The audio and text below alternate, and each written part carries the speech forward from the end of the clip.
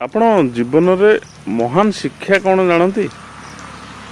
ମହାନ ଶିକ୍ଷା ହେଉଛି ବୁଝିବାର ଶକ୍ତି।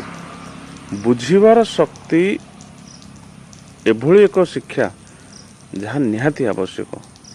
କାହିଁକି ନା ଆମକୁ ଅନ୍ୟ ସହିତ କଥାବାର୍ତ୍ତା, ଅନ୍ୟର ସାହାଯ୍ୟ ସହଯୋଗ, ଅନ୍ୟକୁ ସାହାଯ୍ୟ କରିବା, ଏସବୁର ମୂଳ କଥା ହେଉଛି ବୁଝିବାର ଶକ୍ତି। ଯାହାର ବୁଝିବାର ଶକ୍ତି ଯେତେ ଉଚ୍ଚ କୋଟିର, ତା ଭାବନା ସେତେ ଉଚ୍ଚ କୋଟିର, ତା କାର୍ଯ୍ୟଶୈଳୀ ସେତେ ଉଚ୍ଚ କୋଟିର, ତା ଜୀବନଧାରା ସେତେ ଉଚ୍ଚ କୋଟିର, ଆଉ ସର୍ବୋପରି ତା ବ୍ୟକ୍ତିତ୍ୱ ସେତେ ଉତ୍ତମ ହୋଇଥାଏ। ଏମିତି ବି କୁହାଯାଇନି ଯେ ମହାଭାରତ ଯୁଦ୍ଧରେ ଯଦି ବୁଝିବାର ଶକ୍ତି ଥାଆନ୍ତା ଦୁର୍ଯ୍ୟୋଧନଙ୍କର, ତେବେ ଶ୍ରୀକୃଷ୍ଣଙ୍କୁ ମହାଭାରତ ଯୁଦ୍ଧ କରିବାକୁ ଅନୁମତି ଦେବାକୁ ପଡ଼ିନଥାନ୍ତା।